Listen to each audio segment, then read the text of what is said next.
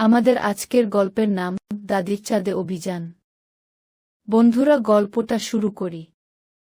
তাহমিদ দাদিকে জিজ্ঞাসা করছে, দাদি, আমার খুব ইচ্ছা করে আমি যদি চাঁদে যেতে পারতাম, চাঁদে যেয়ে দেখতাম সেখানে কি আছে। তুমি আমাকে চাঁদে নিয়ে যাবে? দাদি বলল, এখন না, তুমি বড় হও, তখন তোমাকে চাঁদ ঘুরে দেখাবো। তাহমিদ খুব আবদার করে বলল। চলো না দাদি, আমি এখন যেতে চাই। দাদি বলল, আচ্ছা, ঠিক আছে, তবে তুমি কথা দাও চাঁদ ঘুরে এসে পড়তে বসবে। তাহমিদ খুশি হয়ে বলল।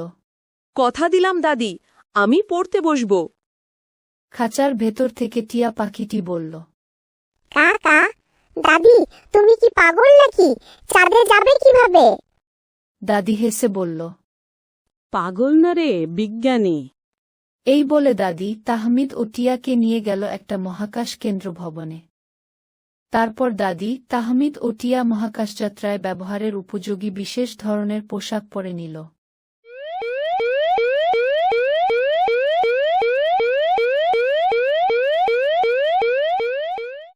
রকেটে করে রওনা হল চাঁদের দিকে।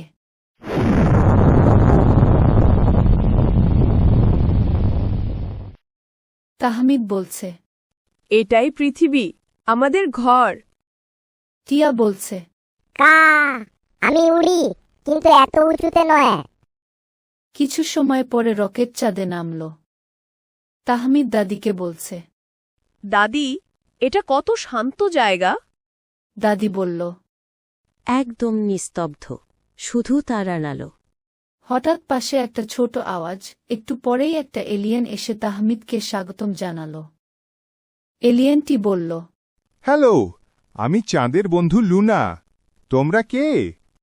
তাহমিদ অবাক হয়ে বলল। উমা, কথা বলা চাঁদের মানুষ। টিয়া বলল, কা, কা, এখন বুঝলাম চাঁদের পাখি আমার মতোই কথা বলে।